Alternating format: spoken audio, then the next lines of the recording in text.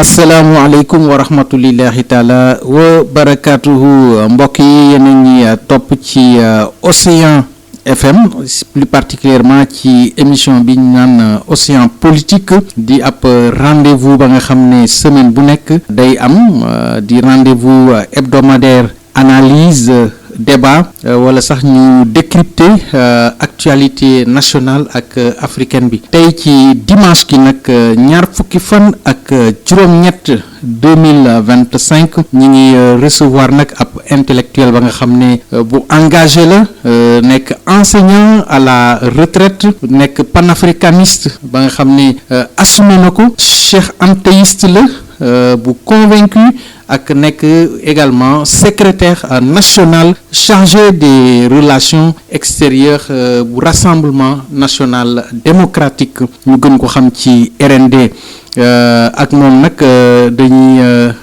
dinañu ñëw ci d'abord dund ak jëfu Cheikh Anta ak li mu fi bàyyi l'héritage intellectuel ak pensée ak continue bi nga xam ne xalaatu Cheikh Anta mi ngi continuer di jusqu'à présent di interpeller Afrique dinañu aborder ensuite ay questions brûlantes bu actualité politique sénégalaise surtout nag problématique de la dette dite cachée de dualité au sommet de l'État entre président Bassirou Diomaye Diakhar Faye ak premier ministre Ousmane Sonko dinañ wax également ci reddition des comptes nga xam ne voilà sans oublier dossier bi nga xam ne moo lëmbee jamono ji di dossier judiciaire Mame Mbaye Niang contre Ousmane Sonko tey nag sunu gan mooy Mamadou Hervé Fall monsieur Fall ñu ngi lay nuyu di la ziar di am mbégte di la dalal ci Océan FM 98.7 ak ci bouquet canal bi 847.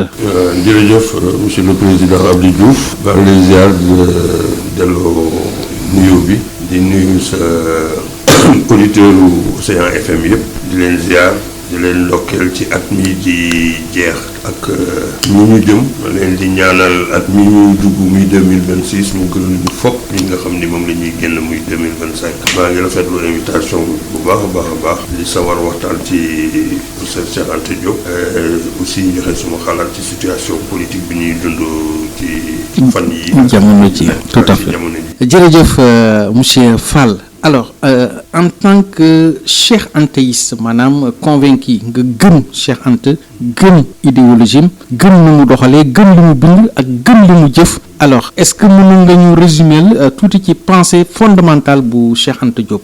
waaw dinaa jéem ndax Cheikh Anta moom pour wax ci moom mën nañ fi fanaan yenduwaat fii parce que te duñ ko jeexal. waaw moom géeju xam-xam la te yàlla daf ko mayoon mu bëgg Afrique ba nga xam ni gëstu woon nañ ci ba xalaat xaal benn yoon boo xam ne nii newoon na yoon bi dong la ñu mën a jaar tabax Afrique parce que Cheikh Anta li ko sorkoloon du problème Sénégal ak ay Guinée yooyu moom Afrique la waxoon moom la ñu war a tabax soo gisee sax ci ay bindam buy wax nation Afrique moo daan tax muy wax nation Cheikh nag moom li muy njëkk a jàpp ci moom mooy bi muy wax ni balaa ngaa tabax réew da ngay tabax waa réew bi nit ki d'abord citoyen bi ci boppam ngay njëkk tabax balaa ngaa jéem a tabax le citoyen d'abord donc l'éducation à la citoyenneté était sacrée pour lui donc foofu nag malheureusement foofu la ñu péché tabaxinu citoyen boobu nga xam ni moo war a tabax Afrique moom la ñu raté départ boobu la ñu faussé te ñu ngi nangi rek di dem li ma la ko mën a expliquer mooy ñu waroon dem Ndar ñu dem ba jëm ñaajo jël yoonu Mbuur dévier complètement chemin te ñu ngi nangi rek di dem pour ñu kii il faut ñu ñëwaat ba jëm ñaajo jëlaat yoon waaw faw nga retrouver faw nga delluwaat gannaaw boo xamulee foo jëm faw nga dellu fa nga jóge moo tax boo gisee ci livre boobu Alerte sous les tropiques am na si benn article bu muy wax ni ñi xam fi ñu jëmoon mooy ñi xamoon fi ñuy jóge woon lu am solo la waaw ñi xam fi ñu jëmoon mooy ñi xamoon fi ñu jóge woon tout à fait ndaw yi di war a déglu mag ñi pour ñu wax leen waaw parce que am na man benn association bu ma créé boo xam ne nii am nañu récépissé et tout maa ngi ko tuddee geestu gëstu gindeeku gëstu ak gindeeku xam nga ku gëlëm da ngay jaxase yoon yi dootoo xam fu waaw mais boo taxawee boo geestoo sa ginnaaw xoolaat fa nga jóge woon xool di nga mën a gis fan nga jàdde woon yoon. tout à fait. moo tax askan wi bu ñu demee ba gëlëm nañu taxaw. bu ñu gëstoo gëstu. suñu histoire. surtout Cheikh Anta ku ko gëstu bu baax a baax a baax. di nga xam yoon yu mu xàlloon. fan lañ ci tolloon ak fan lañ ko wàccee. te étape boobu c'est fondamental ci lay woon di tuuti. te sax suñ ko manqué woon sax ñu mën a wax mais am nañu histoire bu riche. très riche. ak ay kàngam ya nga xam ne vraiment ils ont marqué l'histoire. absolument. te préparer lu ñoom sax avenir daal di koy bind teg. mais malheureusement. soo gisee les fondements économiques et culturels de l'État fédéral africain. amul benn xeetu xalaat boo xam ne mën nañ ko tabaxee réew pour Afrique boo xam ne Cheikh xalaatu ci ba bind ko. Thomas Sankara yi ñuy wax ni di ko jël référence. son livre de chevet c'était ce document de Cheikh Anta ouvrage Cheikh Anta bi. waaw parce que c'est un document qui est un programme politique qui est conçu pour l'Afrique pour un État fédéral africain te lu mu fi waxoon moo fi nekk ba léegi. tout à fait. d'ailleurs loolu ci la ñuy daw ndax Cheikh Anta d'abord historien la scientifique. wala militant politique. lépp la boole. Cheikh dafa gëstu. bi muy def histoire parce que dafa bëggoon jox nit ku ñuul. gëddaam. recherche yi mu doon def en histoire yëpp c'était pour nous remettre ñun en confiance les Africains. wan ñu ne la première civilisation était noire. ñun ñoo yore woon xam-xam bi. européens yi ay bàyyi ma la ñu presque ay bàyyi ma la ñu woon. fii lañ doon ñëw di gëstu xam-xam. di gëstu xam-xam. léegi nag pour nga xam loolu. pour nga gëm ko il fallait que mu def ay recherches très poussées. recherches yooyu yëpp c'était pour nous mettre en confiance. pour ñu xam suñu bopp. xam ñun ñooy ñan. xam fan la ñu jógee. ok. ak fan la ñu war a mën a teg suñu tànk nag pour dellu la ñu yore woon. loolu moo nekkoon xalaatu Cheikh Anta liggéeyam bi yëpp c'était dans ce sens-là. Il y a beaucoup qui n'ont pas encore compris Cheikh Anta. tout à fait. Cheikh Anta daf ñu daan wax nii. àndu leen ak man parce que maa Cheikh Anta déedéet. dafa am yoon boo xam ne daf ñu leer naññi ni fii rek lañ mën a jaar pour tabax Afrique. ñu ànd ci di dox ci tënk di liggéey bi. mu ciy indi li mu mën keneen di ci indi li mu mën ak li mu xam. man dama fiy jógee te yoon wi dafay nekk. ok donc kenn du def ay politique ndax benn nit dañoo ànd di liggéey ci yoon wi pour tabax Afrique. ku ci nekk nag da ngay jouer sa partition. tout à fait. c'était ça sa conviction. Ok. C'est pourquoi il acceptait la double appartenance Cheikh. Il a accepté la double appartenance. yan double appartenance la yooyu. mooy da ngay nekk yow bu la neexee nga nekk beneen parti. mais yow bu fekkee ni tabax Afrique moo la tax a jóg. moo la ñor. moo la ñor. kaay ñu ànd ci la ñu mën a dox ensemble ñu dox. waaw tout temps nga respecté wala say identité. mais yoon wi ñu bokk. waaw tabax Afrique. waaw kaay indi si li nga xam ak li nga mën ñun ñu indi li nga xam ak li ñu mën moo tax mu doon accepté la double appartenance. donc vrai patriote la woon. alors Cheikh Anta dañ ko mës a marginaliser. de son vivant. alors pourquoi œuvre am doon déranger. waaw non autant xam nga les néocolonialistes ñoo fi nekkoon. Cheikh Anta dafa jeexal ay études rek en 1960 fanaanu fa dafa takk ay bagages am ñëw. pour contribuer à la formation de la jeunesse africaine. tout à fait. mais les néocolonialistes yi nga xam parce que indépendance bi ñu koy am. tubaab bi dafa retiré wu. mais bàyyi fi ay ñoñam ay nit di ko fi nekkal. ay nitam tout à fait. bàyyi fi ay nitam ñoo leen doon wooye les nègres de service. waaw ces chefs d'état là qui étaient les nègres de service des blancs ñoom ñoo fi nekkoon ci continuer seen liggéey di liggéeyu tubaab bi léegi nag xalaatu Cheikh Anta mënu leen woon arrangé. te loolu moo fi dox ba léegi nii. ok parce que génération bu nekk ñu changé seen i pexe. di change de génération de stratégie suivant les générations. ndax loolu rejet scientifique la woon wala idéologie. c'était tout simplement idéologique. ok c'était tout simplement parce que ñun dañu yàgg noonu. xam nga quand il disait que l'impérialisme culturel est la vis de sécurité. de l'impérialisme économique. Combattre le premier, c'est contribuer à la suppression du second. tout à fait. Cheikh dafa ñu wax ne suñu xel la gaa yi jaar pour noot ñu. waaw te nooteel gi ñu def ci suñu xel bi. du fi jóge tant que ñu ngi làkk-làkk gaa yi. waaw dañoo dem mais bàyyi nañu yóbbu seen xam nga ñu ngi ne France dégage yóbbu nañu seen armée yeeg affaire yi. waaw mais làkk baa ngi fi ba léegi. waaw bàyyi nañu civilisation occidentale bi lépp a ngi fi tout à fait. porte les civilisations des populations. tout à fait qui la parlent. tout à fait. qui les parlent. mais loolu moom mooy suñu cat ba léegi te amaguñu courage. débarrassé wu de loolu. te loolu tout à fait. wax ji lay bëri yëpp mais gars yi boo leen yóbboo foofu ñu ne ah non c'est-à-dire te c'est fondamental. Cheikh Anta ñaar moo ko.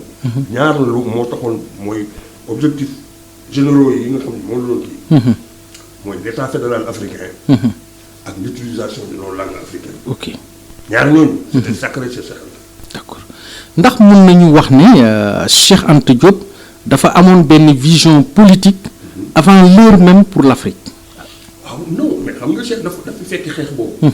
parce que le panafricanisme c'est pas Cheikh Anta qui l'a créé.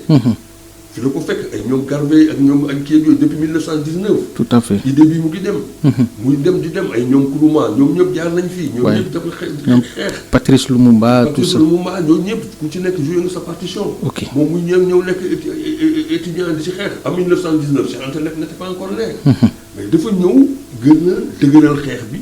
indi ci sa partition indi ci sa touche. parce que gars yi fa ñuy am moom dafa dem gëstu ji ko. xool xam lan mooy gàllankoor vrai gàllankoor bi nga xam ni moom la africain yi di jànkonteel. tubaab bi fan la ñu mën a gën a noter suñu xel yi mu dem gëstu ji foofu pour ñu mettre en confiance pour ñu donner des arguments. pour mën a continuer ce combat là. te combat bi mu ngi fi ba léegi. waaw moo tax ma lay laaj ndax vision. Cheikh Anta ba léegi applicable na au niveau du Sénégal. mais c'est toujours d'actualité c'est toujours présent. xam nga léegi sax man li ma xaw a jox confiance tuuti mais gis naa ni la jeunesse commence à se réveiller. xam nga ñun dañuy nekk ndaw di dem kër Cheikh Anta il nous disait qu'il voulait réveiller les bâtisseurs de sommeil des nations qui sommeillent en nous. Je veux réveiller les bâtisseurs des nations qui sommeillent à la jeunesse africaine. parce que ndaw mooy tabax réew. mu tabax réew nag il faut nga jox ay arguments. ok. xam nga yow booy yar sa doom li nga bëgg mu mel nga koy yare. tout à fait. le musulman. buy yar doomam. da koy yar suivant sa religion. les préceptes de l'islam. ainsi de suite. mais l'école. la finalité de l'école c'est de bâtir le citoyen. tout à fait. école mooy bâtir citoyen ëllëg bi nga xam ne moo war a tabax réew mi ci lañ koy joxe le savoir. lu mu soxla connaissance yi yëpp. pour un savoir-faire et un savoir-être le vivre ensemble. tu vois jox la constitution tracé ay affaires yooyu yëpp noonu lañ lay tabaxee que tu sois chrétien musulman ainsi de suite sénégalais dañuy xool ban type de sénégalais la ñu soxla ci la ñuy def concevoir le système éducatif. ok. ñun suñu problème. mooy avec la division bi nga xam ni moom la occidentaux yi def fii créé nañu ay frontières bu fekkee ne sénégalais bi day tabax un sénégalais guinéen bi tabax un guinéen ivoirien bi tabax un ivoirien. tu vois te souvent ñoom ay Canada ay France ak yooyu ñoo leen di concevoir seen curriculum. mais dañuy gën a diviser. waaye. moo tax ci 11e édition bi maa ngi doon génne benn déclaration ma ne il nous faut nécessairement. un système éducatif africain. Ablaye Wade bi mu ñëwee en 2000 indi woon na ko. indi na ko lu ko fàttewaale indaale le système éducatif africain. mais dafa fekkoon le PDF nekk en cours d'exécution en 2000. tout à fait. xeex nañu ko ba sonn sur le plan syndical ainsi de suite en fait ANDES bi nekkoon fii le syndicat d'enseignants PDS. tu vois xeex nañu pour jëm ko imposer mais comme les bailleurs ils avaient déjà financé le PDF. tu vois ak seen kii ak yooyu minoriser ñu ba mujjul jàll. mais xam nañ ni li nekkoon ci biir. mais c'était pertinent. tout à fait. te c'est encore d'actualité. tant que amaguñu un système éducatif africain harmonisé nga xam ni tous les états africains dañ ciy conformé wu. pour ñu tabax un citoyen africain. parce que c'est ça la nationalité africaine. mais dafa jot sax lan moo tax. lan moo tax état sénégalais yi. maanaam ba léegi di hésiter assumer pleinement héritage Cheikh Anta Diop. mais c'est parce que ils sont pas encore libres. ok ils sont frileux. ils sont frileux parce que am na foo xam ne mënuñu faa àgg ñii fi ñëw léegi. moo tax est-ce que un problème de courage politique wala. de dépendance intellectuelle. dépendance intellectuelle. parce que nag xam nga nag ñun aussi les intellectuels là aussi. même du vivant de Cheikh Anta. actuellement il y a beaucoup d'intellectuels qui te parlent de Cheikh Anta mais ils l'ont combattu de son vivant. mais tout à fait. parce que ñu ngi woon ci yeneen parti politique yoo xam ne nii ñoom souvent ay idées wu Cheikh Anta dañ ko naan daaneel. parce que dañu bëggoon mettre en valeur seen parti. tout à fait lan moo manqué concrètement pour intégrer Cheikh Anta Diop dans les politiques publiques. bon l'engagement. d'engagement. Kese xoolal le parti qu'il a laissé ici. Le RND kenn déggatu ko fenn. waaw dafa mel ni. le parti moo ne ko boobu fi mu nekk nii on te parle de l'héritage politique mais koo ci wax demal RND mooy la ah non parce que yaa ngi xool farlu. tout à fait. tubaab bi li mu gën a réussir si ñun. mooy l'individualisme chacun roule pour soi. loo dugg. yaa ngi xool man lan laa ci mën a am. sooy dugg politique da nga naan kaay leen fal ma. waaw ma falu am benn poste de responsabilité. yow da nga ñëw ba pare sax yow yaay créé parti kaay leen ma jiite leen. sa intérêt personnel ngay xool. intérêt personnel. tout à fait. gis nga individualisme boobu moom moo ñuy gàllankoor ba léegi parce que tubaab bi def alal ak daraja. di dugal ci suñu bopp yi. formaté ñu ci ba ku ci nekk. yow boo yëngu ci dara sax boo mettre loolu en avant dañ naan da nga ñàkk fayda. alors que ça c'est pas africain. tout à fait. L'Afrique c'est la communauté. Le vivre ensemble. Le partage. La solidarité. Tout à fait. Solidarité. Tout à fait. C'est ça l'africanité. Nous avons nos valeurs. Ils nous ont poussé à cracher sur nos valeurs. Parce que l'impérialisme culturel, j'y reviens, nous sommes victimes de deux impérialismes. L'impérialisme culturel occidental et l'impérialisme culturel oriental. Ok, est-ce que vous pouvez nous expliquer? Ah oui, tu vas me dire que mais il faut imposer une culture. Mais l'Orient aussi, l'on def ci ñun. Ok. Ba gëm lo ñu yeneen yoo xam ne nii bàyyi ñun li ñu nekkoon. Mais l'Afrique a existé avant ces religions-là. Tout à fait. L'Afrique a existé avant le colonialisme, avant tubaab bi daf ñëw. te am nañu ay réalités yu riche sax yu leer nañu. yoo xam ne buñ ci sukkandikoo dañuy dem. Tout à fait. c'est entre loolu liggéeyam bi yëpp c'était dans ce sens-là. loolu la ñu bëggoon gëmloo ba nga xam ne jox ñu ay angle yu taxaw yoo xam ne nii. buñ ci jàkkaar lool dinañ la xam ne du yow ñun la d'abord. parce que li nga yore si ñun nga ko jëlee. Donc l'école sénégalaise est-ce que mi ngi jouer pleinement son rôle? Non, l'école sénégalaise est passée complètement à côté. Ok. Et man temps yi avec ce nouveau régime-là quand j'ai appris que dañu war a dugal l'anglais au niveau de l'école élémentaire. Mais j'ai failli m'évanouir. Hein? Ok. Les gens qui se prennent pour des panafricanistes. Alors que Cheikh Anta disait qu'il nous faut une langue africaine. Une langue de communication, une langue africaine. Et c'est le Swahili qui a été accepté, tout à fait. Même l'Union africaine. C'est le cadre des chefs d'État. Dem nañ ba adopté ko, ba accepté ko. Hein? C'est le Swahili. Moi, j'avais déjà envisagé, même avec les fomentants et autres, là, à ouvrir une classe de Swahili ici avec le docteur Pape Samba Bourimbo. Samba Bourimbo, oui. Qui a été ambassadeur du Sénégal en Afrique du Sud. Ok. Hein? Un grand linguiste. Il est prêt à former cette jeunesse-là. Tout à fait. Voilà, ñu ngi ci. yéen a ngi ci xeex bi pour loolu mën a nekk. Tout à fait. Parce que c'est des étapes fondamentales. Tout à fait. Tout à fait. Ndax mën nañu gouverner tey jii may wax nii Sénégal en ignorant vraiment la pensée Cheikh Anta Diop. mënul nekk bon mën nga ko gouverner. selon yow li nga bëgg. xam nga yow bu fekkee ne yow da nga ñëw gouverner pour yow. dina neex ngay def. mais su fekkee ni tabax Afrique moo la tax a jóg. mënoo bàyyi plan passé Cheikh Anta Diop. te amul benn état africain. bu mën a tabax réewam. bàyyi xalaatu Cheikh Anta Diop.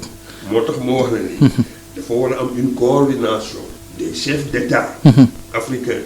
Nous concevoir ce plan d'action-là, basé sur la pensée de Cheikh Anta. Parce que pensée Cheikh Anta du Cheikh Anta moomu ko. C'est pour l'africanisme boo xam ne c'est une continuité boo xam ne. C'est pour l'Afrique, tout à fait. Tout à fait. L'Afrique pour les Africains, par les Africains. Cheikh Anta créewul loolu.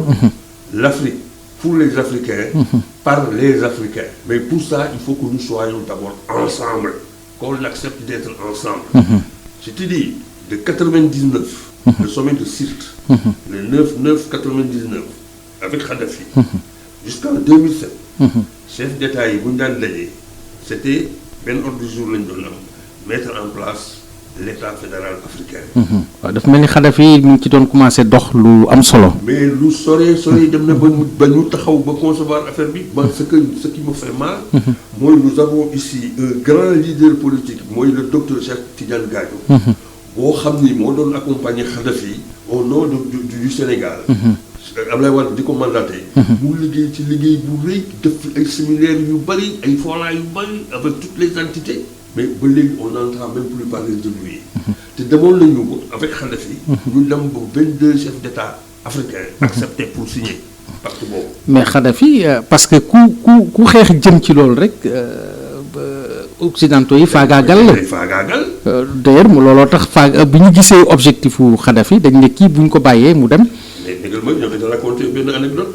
bon moi j'ai eu la chance de participer à un forum en Libye. à Tripoli avec le docteur Cheikh Tidiane Gadio. Forum boobu les 53 États africains étaient invités 53.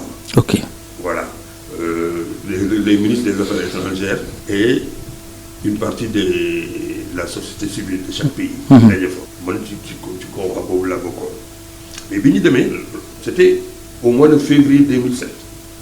mais l'objet de cette rencontre. C'était de donner mandat à nos chefs d'État pour qu'au sommet qui devait se dérouler la même année 2007 mais au mois de juillet à Accra. pour bu ñu ñëwee ñu finaliser l'État fédéral africain. ok année boobu 2007 laa lay wax nii. soo gisee le 3 avril 2007.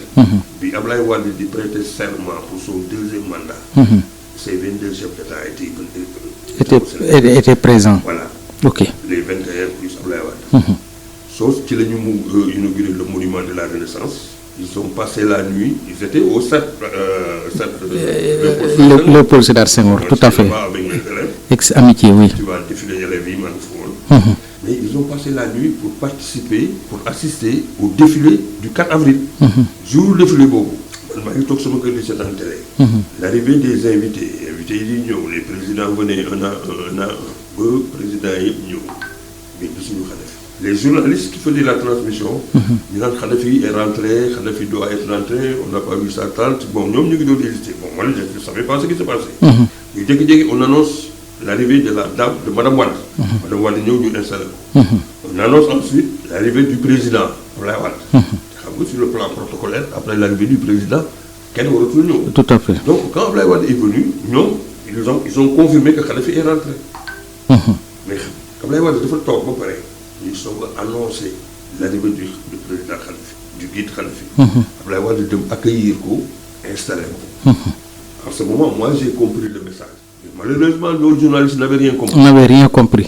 Tout à fait. Le message qu'Ablaye Wade a donné là-bas. ñoom xam nga dañu doon journalistes yi dañu doon jàpp ne service protocolaire bi rek. Si le président est là. Alors c'est fini. Voilà. Et puis donc il se permet de dire que mais Kadhafi daf ñu yëpp. mais loolu lu ñu ci mën a jàngatee woon. pareeguma. parce que bi ñu ñëwee ba toog kii bi défilé bi déroulé wu. ba mu jeex xam nga y avait des prises de parole. Le chef d'état-major, le ministre des forces armées, le président Ablaye Wade prend la parole. ba pare. Kadhafi soog a jël parole. ok xam nga ñaari incident yooyu. waaw arrivée bi. ak prise de parole ak prise de parole bi. si tu te rappelles bien. si prise de parole boobu Kadhafi mu ngi doon wax ni si les Sénégalais étaient intelligents dañuy élire Ablaye Wade président à vie. ba gars yi di saboté di wax naan ki def ñuy yàpp ainsi de suite boo ñu ñëw ay affaire yooyu. Quel est le message? Parce que bi ñu demee au mois de février foofu. en Libye les chefs d'État yi li ñu téye woon foofu ñu ne ci résolution bi ne bu ñu demee ay Nations Unies ak ku ci président africain bu nekk ay 3 minutes dañ lay jox prise de parole ay affaire alors que l'Afrique benn problème lañ ñu am. pourquoi dañuy jël suñu voix yëpp ñu jox ko benn président mu wax ko au nom de l'Afrique. Ça a été retenu. bi ñu ñëwee au Sénégal le geste que Ablaye Wade a prouvé, il a cédé une partie de la souveraineté de son pays chez lui dans son pays. jox ko Kadhafi. C'était pas le Libyen. Non, c'était le représentant de l'État fédéral. De l'État fédéral africain. C'est ça le message. C'est important. Et c'est ça qui a fait tilt. Si tu te rappelles bi Ablaye Wade demee fële Nations Unies mooy sommet FAO boobu. FAO bi waaw. te mu doon wax traiter les Européens ak les Occidentaux de tous les noms. C'est parce qu'il a eu assez de temps de parole. Temps de parole lu président africain yëpp lañ ko jox il a parlé plus d'une heure de temps. li mu defal wax Kadhafi fii. moom lañ ko defal fële moom. moom lañ ko defal ci sommet FAO bi. voilà tout à fait. mais à partir de ces deux faits là les Occidentaux ont compris que ñii africains yi léegi Afrique changé na. jóg nañu. waaw jóg nañu. waaw takku nañu nag pare nañu. pour ci la ñu nag commencé nag di créer ay printemps arabe. créer ay problèmes de Benghazi. waaw créer problème bu France. malheureusement chez nous. di def ay soulèvement. mooy commencé fii au Sénégal. naan pas bi du fi def troisième mandat. non touche pas à notre constitution. à l'époque. Moi je disais à ces jeunes là booy daf leen ndànk n'avait rien compris. il n'avait rien compris. te nekk ci benn processus boo xam ne nii fi mu nekk nii. c'était pas d'être manipulé pour ces occidentaux là. C'est la jeunesse africaine qui a été montée contre ces chefs d'État là pour faire avorter ce projet. Pour avorter ce projet là. Et tout à ils ont fait. réussi. Oui. Et ensuite plus tard la ñu bari soog a comprendre que ni surtout la jeunesse. tout à fait. fekk jaar nañu. parce que le point sensible. c'était la jeunesse africaine. C'est la jeunesse africaine. C'est pourquoi Cheikh Anta comptait sur cette jeunesse là. moo leen doon wax armez-vous de séance jusqu'à mais c'était pour que ñu am les bonnes informations pour faire face. Et malheureusement toujours les occidentaux passent par cette jeunesse là. pour atteindre leurs objectifs. Leur objectif tout à parce fait. que bi ñu leen di reyee moom la leen di jox. ñu koy daas. ba pare di ci góorgóorlu booy wax ak ñoom ñu naan la non yow da nga périmé pas yéen da ngeen a périmé yéen a tànnal réew mi yéen a tànnal. alors. c'est dommage. nous avons été jeunes comme eux. bi ñu nekkee jeunes comme eux dañ doon xeex. xam li tax ñu doon xeex. mais ñi ñu doon xeexal bi ñu demee ba am ndam seen kaw. la ñuy jalgati affaire yi. fekk ñun dépassé nañu jeunesse boobu ñu jaar ci suñu jeunes yi actuellement. jaar fi nga xam ne ñun ñoo xeex nañ ko ba pare nag ñu ñëw nag nelawal leen formaté leen ba nga xam ni. dañ leen di jël dóor leen ci kaw mag bi. ba pare. ñoom erreur yi ñu defoon ba ñun ñu am autonomie bi ba am taxawaay bi erreur boobu ñoom dootuñu ko defati. dootuñu ko defati ça c'est dootuñu ko defati. tout à fait. moo tax cette jeunesse là doit être très vigilante. et être très solidaire. problème du man la déedéet nekkuñu fi pour benn nit. man assemblée générale bi mu ñëw kenn kuy ma gis kuy xataraay naan fal leen ma du mën a fal. tout à fait. Cheikh Anta daf ñu daan wax ni na ngeen tabax na ngeen liggéeyal askan wi ba su fal amee ñu ñëw dañ lay fekk sa kër sax dara yow la ñuy fal. yow la ñuy fal waaw. boo gis nañ ko ci sa taxawaay. gis nañ ko tout à fait tout à fait. alors si Cheikh Anta Diop doon dund ba léegi.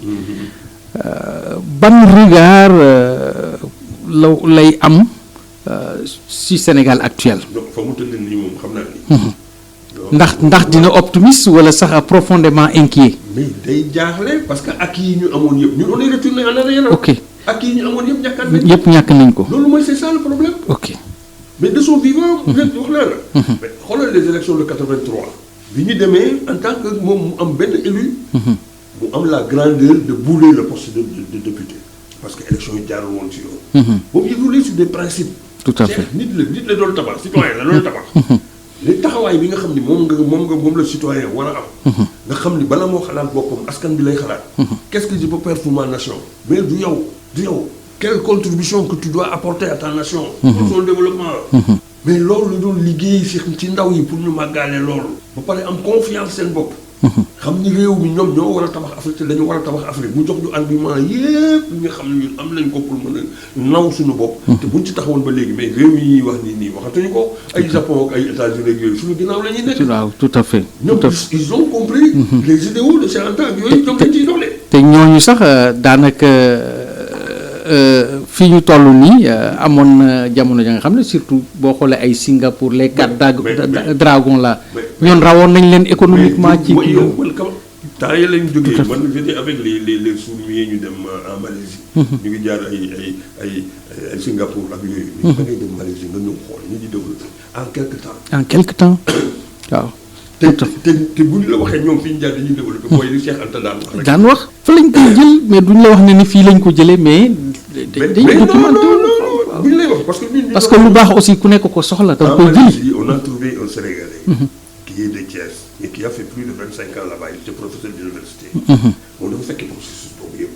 bi mu jëlee résultat il a été retenu là-bas il était presque notre guide. parce que le chef de la délégation qui représentait le ministère des sports c'était son ami d'enfance. ok le capitaine Diallo. mooy directeur du stade Iba Mar Diop. C'était son ami d'enfance. Donc chaque jour on était ensemble. Bi affaire yi jeexee il a fait avec nous le Kuala Lumpur di ñu expliquer nag l'histoire je l'avais enregistré. muy expliquer. mun ma grand fii amul opposition ak pouvoir askan bi la fi nekkee. bu élection jeexee ñi doon nekk en compétition yëpp dañuy ñëw pour liggéeyal réew mi. pour liggéeyal réew mi damay wax benn kii mu ne ma gis nga ville bi ngay en 10 ans lañ ko defar. mais ay infrastructure ay mais mu ne ma yëpp nag ci citoyen bi la. citoyen bi la surtout citoyen bi ak jeunesse bi. yow dañuy nekk maa ngi yow nii léegi moom nga bëgg ma gëm loolu nii kii nga gëm man ma gëm kii ñu bëgg mu jaral ñuy ñu reyante alors que du kenn si ñooñu parce que ñooñu ñëpp ñoo waroon tegu ensemble ñu tegu ci yoon bi. ñu tegu ci yoon bi. may fàttali suma mbokki auditeurs yi que yéen a ñuy suivre ci 98.7 Océan FM ak ci bouquet canal bi 847 ma dalal fii Mamadou Hervé Fall mi nga xam ne intellectuel engagé la.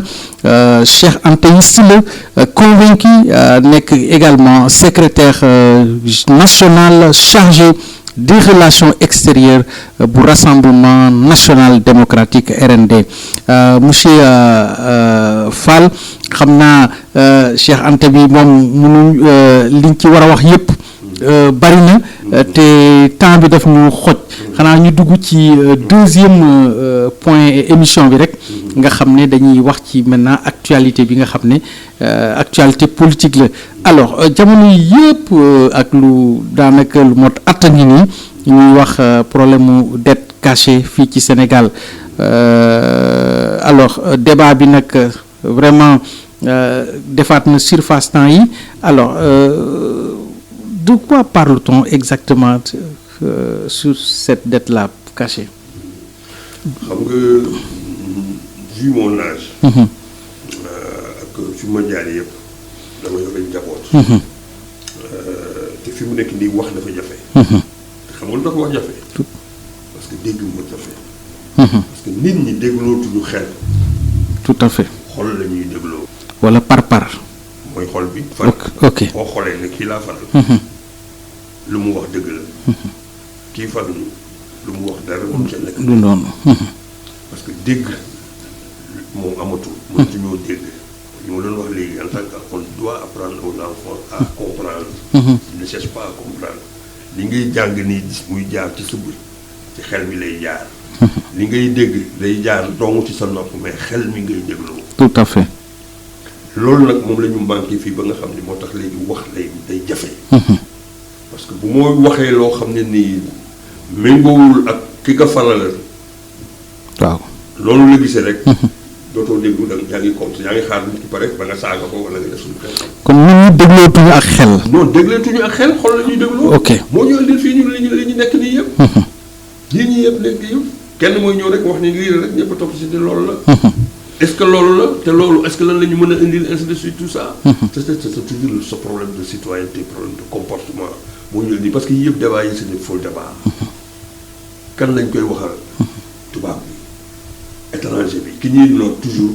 moo ñuy exploiter di ñu diviser parce que yooyu ay wax la yooyu toujours daf ñuy gën di xàjjale. daf ñuy gën di xàjjale toujours camp bi nekk fii beneen camp bi nekk fële ñuy nekk di reyante mu nekk cokkeeg si bii ndong si bii. ku nekk di ko jaay sa morom mais loolu ça fait l'affaire de qui ñi ñu doon root ñoo ciy gagné profit. mais daf ñuy gën di tardeel ñun. tout à fait ñuy gën di dellu ginnaaw. nous devons être ensemble nous devons concevoir ensemble pour gérer ensemble. lu am solo la. mais nit dafa war a am sutura. am kersa. ñuy nawante président yi fi jaar mais ak lu ñu mënti boole ak yooyu mais sénégalais lañu d'abord. africain lañu d'abord sax avant d'être sénégalais. dañ leen jox cër boobu. parce que boo ko waree tànn war a tànn tubaab ba fële moom ngay tànn yow da nga ko war a dëgëral da nga ko war a faydaal parce que faydaal sa bopp la. mais boo ko toroxalee sa bopp nga toroxal. da ngay tax kële du la mën a naw yow da nga def ne yaa ngi koy toroxal mais yaa ngi won kële ne yow matoo. parce que da lay won ne yow matoo. yaa ngi bàyyi ma bi yéen a yem. moo tax balaa ngay wax foofu ngay sóoraale ñi lay déglu. ñi lay déglu. ndax lañ koy appréhender. waaw tout à fait. ndax lañ koy interpréter. te fan lañ koy teg. surtout boo nekkee ci yenn station. de responsabilité yi. nit ñi dañ lay déglu. waay dañ lay déglu. booy wax da ngay xam looy wax. xam nga am na ay temps wu jamono yi tey moom parler de théâtre affaire yooyu ñoom xam nga ay thèmes yu pertinent lañ daan développé. mu am benn thème bu ñu mës a def ma gis ñu am ci benn enseignant benn maître école. mais ni ñu ko caricaturé. ci biir théâtre bi mu ngi ñëw di ay affaire truand di mandi di def yu kenn xamul yooyu benn profil boo xam ne daal mais vraiment dégradant de l'enseignant ci théâtre bi ci biir troupe boobu am na benn enseignant bu fa nekkoon dama leen tey un collègue à nous mu doon jàngale appliqué man guddi gi yëpp nelawuma en tant qu'enseignant maa ngi feebar. ndax image bi ñu def ci jàngalekat image bi ñu def ci jàngalekat bi te ça touche à tous les enseignants. Tout à fait. Comme ce gars-là, mon collègue-là, chaque matin, il a dit à mon bureau école pour aller à la poste. keroog xaw ma lu may jàngale ba nga koy xaar bi ma ko séenee mu ñëw mën na ko mais yow naka nga mën a seetaane seen troupe bi génnee rôle bi jox ko enseignant mu ne ma non c'est pour dire mën na ko mais yow xale bi nekk ci néeg bi. toog ak ay waajuram di xool télé bi. yow message bi nga ne pour mag ñi koy def moom naka la koy interpréter. mu réalité lay jàpp ni loolu la xam ne nii moom l'enseignant mythe la woon ci moom. maître am mythe la woon ci moom. su ko maître bi waxee dara sax su ko papaam waxee dara li maître bi wax moom lay jàpp. tout à fait. nga ñëw toroxal enseignant boobu devant lui muy toog di xool télé bi mais il va se dire nekk kon jàngalekat mel nii est-ce que ñun suñu maître melul nii. ainsi de suite ngeen toroxal enseignant bi. vous avez cassé le mythe de l'enseignant. C'est cet enfant-là. Et c'est tous ces enfants qui ont suivi ce théâtre. Et la même lecture, je l'ai faite sur le même théâtre yooyu. Bob Marley bi ñu koy jox image boobu tuxkatu gamin di mandi di def ay rastaak yooyu tout à fait. Alors que ce rassemblement, ce panafricaniste-là, il a lancé tellement de messages. De messages. C'est un éducateur. C'est un éducateur. waaw parce que ni ñu ko caricaturé. mais yow boo déggee kuy te boo dégloo message am. nga xam ne kii c'était un véritable révolutionnaire. Tout à fait. Donc les médias. dañu am rôle bu rëy bu ñuy def sur la formation des citoyens. lu am solo la. mais il faut nga di gëstu c'est pas n'importe qui doit être là devant le micro et parler. Et devant la caméra. Tout à fait. Parce que message bi ngay kii yow da nga xam porte bi lan la war a mën a def si nit ki il faut avoir des objectifs. Quel est le message que tu dois porter. l'effet bi ngay xaar ci moom. lan laa da nga koy xalaat toj ko ay temps wu seconde. mais daf daan am ay commission de censure. waay mais fi mu ne mais yooyu amatul léegi. waaw léegi ak surtout réseaux sociaux yi nga xam ne. mais réseaux sociaux dañ ko di contrôler. d'ailleurs sax réseaux sociaux yi mën nañu sax nga wax benn lu gudd ñu dagg ci daggatul wala dagg tout à fait. te tout ça devrait être encadré. encadré est-ce que raté foofu aussi dañu raté départ bi quoi. c'est pour te dire rek. laxisme bi am au niveau de nos autorités. étatiques. Parce qu'il devrait être regardant et très regardant par rapport à cela. Mais est-ce que loolu yàggul trop aussi. est-ce que mën nañ koo taxer aux nouvelles autorités. non mais ñoom la dañ leen jox suñuy lenge pour ñu gérer ñu loolu. l'éducation à la citoyenneté. l'orientation. ñun loolu lañ ko jox pour loolu. ok te Cheikh Anta li mu ñu préparé ñun dañu sax dépassé loolu. dañu war a xool africain bi lan la war a xam lan la war a gëm. lan la war a teg tànkam. mais ñun ñu ngi tëggaat curricula bi pour enseignement bi. est-ce que yooyu yëpp war ñu ciy jëm. mais ñuy dugal anglais ak yooyu mais non justement. est-ce que étude de fond boobu. est-ce que ñoom seen préoccupation c'est l'État fédéral africain. est-ce que ñoom seen vision c'est la renaissance africaine. qui n'est pas une utopie. du utopie de. mais tous les systèmes africains devraient converger sur ça. vision bi mooy la renaissance africaine. Comment devrait être ce citoyen africain qui aura tous les arguments pour contribuer positivement à la construction de cette Afrique. Fiable et viable dont parlait Cheikh Anta. Et c'est possible. Mais on refuse. Parce que c'est les gens qui ont les commandes ne croient pas à cela. Ils n'ont pas été formés pour cela. Sinon, ils sont contraints à faire autre chose. Et cette autre chose-là, c'est contre nous. C'est contre l'Africain. C'est contre l'Afrique. Parce qu'on est Africain avant d'être Sénégalais. On est Africain avant d'être Ivoirien, Gambien ou autre. Soyons d'abord Africains. Travaillons pour développer cette Afrique-là. Nous allons nous rencontrer. Nous allons nous retrouver. Tout à fait. C'est cet objectif-là. Mais si nous, au Sénégal, déjà, nous ne parvenons pas à être ensemble. Oui. Pour défendre l'Afrique. Pour défendre l'Afrique. Il y a des comportements qui doivent changer. Et c'est là où j'appelle la jeunesse. La jeunesse ne doit pas accepter d'être divisée par les individus qui ne roulent que pour leurs intérêts. Ils doivent avoir l'intelligence de savoir qui est qui et qui fait quoi, pourquoi. C'est pourquoi j'insiste à ce que toutes les structures de panafricanistes, ces jeunes panafricanistes soient ensemble, de tenir des réunions, d'échanger sur beaucoup de choses, individualité, Tout à fait. Tout à fait. Ils ont une bonne vision, ils ont des actions. Vraiment, bon, on peut être très rassuré quand même, quoi. D'accord. Pour une certaine frange de cette jeunesse-là. voilà.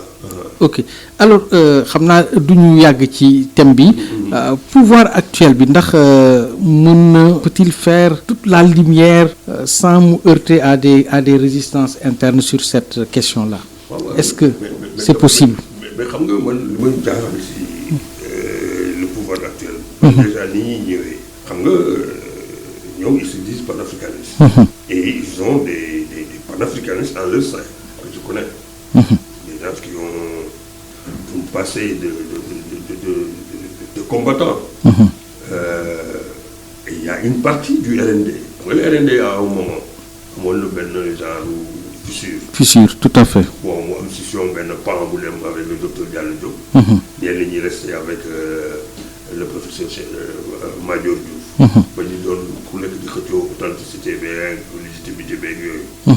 mais à un moment le groupe de Diallo Diop la ñu dem seey ci Pastef. ok te dañuy yóbbaale seen idéologie. voilà. tout à fait parce que ils sont des charlatanistes. ok ils ont la formation. tout à fait. Le job, c'est pas n'importe qui au niveau du RND, c'était le secrétaire de là adjoint. Il faisait passer des penseurs, des concepteurs, et ceci, un grand charlatanisme, un grand panafricaniste, un grand intellectuel. ok Bah, bon, il faisait passer des conseils de ces. Mais moi, quand il est venu me voir, je lui ai dit, camarade, RND, Khadjoul qui parti. RND, le RND de Cheikh Anta. Khadjoul qui parti politique. vision bu yaatu la. Parti booy ñëw dugg ci RND. gisuma fii responsable politique fii bu ma gën a mën a indil un programme politique. bu gën a pertinent que le programme du RND. le programme de Cheikh Anta. de Cheikh Anta Diop. donc pour me convaincre il faut nga indil ma lu gën a convaincant le programme de Cheikh Anta Diop. ok pour nga convaincre ma il faut que tu sois plus pertinent que Cheikh Anta Diop sa jaar-jaar ak say xalaat ak yooyu. comme gisuma ko. man du ma dugg ci parti boobu. tout à fait. c'est ça qui a justifié ma position. donc dama leen di nangul loolu. mais li ma jëkk gën a jaaxal ci seen approche bi nga xam ne moom la ñu utiliser bi ñuy ñëw au pouvoir. Cheikh Anta disait maa ngi fii sama téléphone maa ngi sama ordinateur benn meeting bu Cheikh Anta defoon en 1983 à Pikine. bi ñuy inauguré la permanence de Pikine. de Pikine. muy wax ni mag mu mat njiit bu àndee ak ay ndaw. na fexe ba tànku gone du damm boppu gone du toj. ba gone di dem ay sët. mu ne yéen ñi nga xam ne yéenay ndaw yi war a tabax réew bu ëllëg dañ leen a war a yiir ci suñuy laaf. ba nga xam ne musiba bi bu doon ñëw suñu jëmm yi lay njëkk a jaar ba nga wàcc ci seen yos. du ngeen di jël du ngeen nekk ay ndaw yoo xam ne seen i waajur dañ ñëw woon bàyyi leen ngeen ñëw di nekk ak ñoom. yoo xam ne yéen leen a war a tabax réew mi ëllëg ñu leen di jël di leen xam ci ab taal. ab taal. mu ngi fii sama kat mu ngi nii sama wax jooju sax daf mel ni dafa dikkaat ci jamono ji. mais tu vois. approche boobu de Cheikh Anta. par rapport à ce que nous avons constaté. à ce que nous vivons tout à fait. ce n'est pas du Cheikh Anta. ce n'est pas du Cheikh Anta. moo tax Cheikh Anta faw ñu bàyyiwaat ko xel. faw ñu andiwaat ko il faut ñu andiwaat ko waaw. wax ci kàllaama bi. surtout nag. ñi di comprendre lan mooy Cheikh. surtout ci jamono ji nag nga xam ne ñi ngi defaraat. nee na ñu tabaxaat jikko yi njàng mi ñu ngi koy yeesalaat. alors il faut que l'expérience c'est l'ensemble des erreurs commises. on apprend des erreurs. tout à fait. on apprend des erreurs. erreur yu ñu kii rek nañu am matu. jàng ci. mais nag day fekk nga gore. bon xam nga devise RND mooy ngor. jëf jàppoo. ngor la jiital d'abord. da ngay gore. jëf jàppoo. ngor jëf jàppoo. ah ñett termes yooyu di am na solo lool. loolu daal xam naa ne buñ ko defoon. def ko ci sunu réew mi def ko ci Afrique. mais waxatuñu ko kon kenn waxatu ko. suñu jiitaloon ngor rek. Cheikh Anta visionnaire bu mag la woon. ñu jàppoo ñu ñëpp ñu jàppoo li ndax lenn rek moo ñu koy tabax Afrique. mais du ñu tala xiiroo suñu biir. tout à fait tout à fait. parce que ku nekk yow da ngay xeeb li ngay def pour tabax réew mi. dootoo gis sa bopp. Afrique ngay gis. loolu nag lañ defagul ci ñun. initiative bi li ñu rawee lu dul loolu. waaw vraiment on parle du citoyen américain. oui. mais pourquoi on ne parle pas du citoyen africain. des citoyens africains doy na war. te ñoom ñun li ñu am ci richesse amuñu sax. amuñu ko asaka bi moom kay vraiment yàlla. li ñu am ci ressources humaines amuñu sax ñoom asaka bi. baddil nañu tout à fait. tout à mais fait ils parviennent toujours à nous diviser parce que c'est nous qui l'acceptons. ok ñun ñoo ko nangu. ñun ñoo ko nangu. il est temps que ça cesse vraiment. ça doit cesser. waaw et on continue sur cette jeunesse la. waay tout moo à tax fait. boo gisee jeunesse bi di reyante di am yenn comportement yi damay am gàcce. daay day metti ci yow. tout à damay am fait gàcce tout dama à la fait Cheikh Anta fu mu tëdd ne mu ngay wëlbatiku rek. tout à fait. ah ne fii lañ toll léegi ak liñ fi liggéey yëpp. ak martyrs yi nga xam ne jot nañ fi jaar yëpp. tout à bàyyi fait lu bari sacrifier lu bari jox ko réew mi. ñëw toll fii. ok da ngay wax xale mu ñàkk la tegee. tout à fait. insolence violence arrogance indiscipline. dañuy dem ba jaawale nandite ak njublan. nandite ak naafeex. tu vois dañu war a tabaxaat jikko doomu aadama yi. dem nañ sax ba ci maanaam nit ñi daanaka nangootuñu liggéey lijjanti rek la ñuy def. mais c'est vrai. waaw lijjanti mooy li ma la wax rek. waaw nandite pour yow na nga bëlde waa ji ba jaar ci kaw. dafa ne jaar nga ci kaw. waaw te loolu musiba la ci réew moo tax li ñu dal ñi yëpp dal ñu ñuy fàq di dem ci réewu tubaab yi te ñañ fay fekk dañoo organiser wu. yaa ko wax réewu tubaab yi. tout à fait. mais nga ma expliquer benn anecdote que j'ai vécu vers les années 96 97. J'avais une moto Yamaha. ay 4 heures du matin 3 heures du matin je devais me rendre ma waroon dem hôpital de Dantec bu wutal sama waajuru góor rendez-vous. comme dañuy dem fanaan foofu ma ne ko comme mën naa xaar ba 4 heures du matin ma dem. xam nga boo ñëwee boo passé Colobane di dem Dakar ci kii bi feu rouge fii sapeur-pompier yi nag amoon na feu rouge bu nekk foofu. heure boobu ma ñëw ba foofu feu bi rouge j'étais en moto. amul benn véhicule amul dara 3 heures et demi 4 heures. waay waaw. tali bi rien feu bi rouge ma freiné. ni ma freiné noonu rek benn oto jóge fële à vive allure ñëw ba à mon niveau. ndeke ay tubaab ñoo si nekkoon xam naa mooy tubaab yi nekkoon Arsenal demoon cakaay ay almadi yooyu bay ñibbi si. benn tubaab bi dafa wàcce vitre oto bi dama may. tu as été éduqué en Europe toi. parce que mais gis nga. parce que gis ñu. xoolal loolu. gis nga respect code de la route bi nga def. te wóor na ma ne su ma fekkul woon foofu ma taxaw day brûlé moom. mais affaire bi mu jaaxal gis nga bi ma koy waaj a saaga. feu bi vert mu. mais te lim la wax noonu lu am solo la.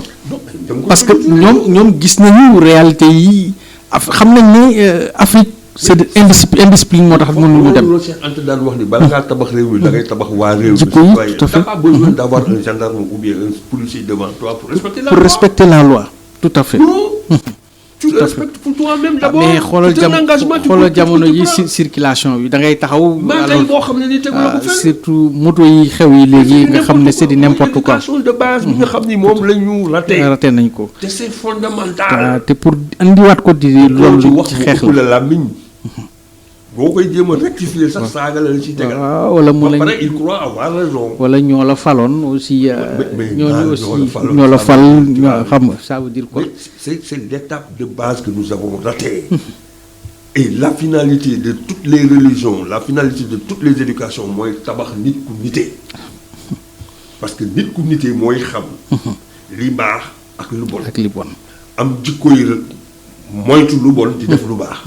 parce que la religion l'exemple que je donne souvent. un chrétien qui fait un péché. def benn blasphème. mais du am conscience tranquille bu tëddee du nelaw. mais il va à l'église parce que am na benn ruq boo xam ni il va se confesser. su demee mon père ci bi derrière le rideau. nit moo fay nekk mais pour moom le représentant religieux moo fa nekk. parce qu'il est venu pour se purifier. tout à fait. pour se purifier. mon père je suis venu me confesser. ah bon qu'est-ce que tu as fait nga wax ko loo xam ni doo ko wax doomu aadama yaa nëbb nga ko mais xam nga ni yàlla xam na ko. te mu ngi sa conscience te mu ngi lay teree nelaw. tu t'ouvres à lui. mu wax la nga wax ak moom mu yebbeeku mu ne la mais est-ce que xam nga ne xam nga waroo ko woon def nga ne woy xamoon naa kay maa ngi tuub dama ngi jéggul affaire yooyu mu ne est-ce que xam nga li nekk ci tuub. nga ne woy boo dootoo ko defati doo ko laal doo ko romb nga ne woy daal nga waat tu fais le signe. Souligner tu es soulagé. mais tu es sûr de ne plus répéter la même chose. dootoo ko def mukk. ñun les musulmans notre religion nous dit 5 fois dans la journée tu as l'occasion de te purifier. de t'adresser à ton Dieu 5 fois. mooy les 5 prières. ba pare ñu jafeel la ko ne la da ngay jàpp nga ñëw jël ndox bi raxas sa gémmiñ lépp loo mosoon a wax ci lu bon lu safaanoo dëgg lu la nga raxas ko la tuub ko. nga tuub ko nga ne yenn da nga fas yéene tuub lépp loo mosoon a wax ci sa loxo yi lépp loo si mosoon laal loo xam ne jubul du dëgg du yoon. neexul yàlla nga raxas ko mu set nga tuub ko sa tànk yi lépp loo si mosoon dox sa nopp yi lépp loo si mosoon dëgg lu dul yoon yi nga tuub loolu yëpp ba sell soo ko jàkkaarloog sa borom yeesal ko sa ngëm. tu t'es purifié. entre 2 prières. soo defee loolu est-ce que def lu bon xaj na fa. wax dëgg yàlla su fekkee ni gëmoon nga li nga doon def. wala xamoon nga li nga doon def. ñu ne la booy julli sa kër da nga dem ca jàkka ja. pour rassembler les habitants du quartier, la solidarité. Tout à fait. ngi nekk fa kenn rek mooy jiite. da ngay dem ci jàkka ja kii nekk général kii nekk colonel kii nekk gobi quartier kii nekk directeur de société kii nekk baykat kii nekk mécanicien affaire yëpp bu ngeen dajee ci la jàkka ja kenn mooy jiite. c'est l'imam. L'imam.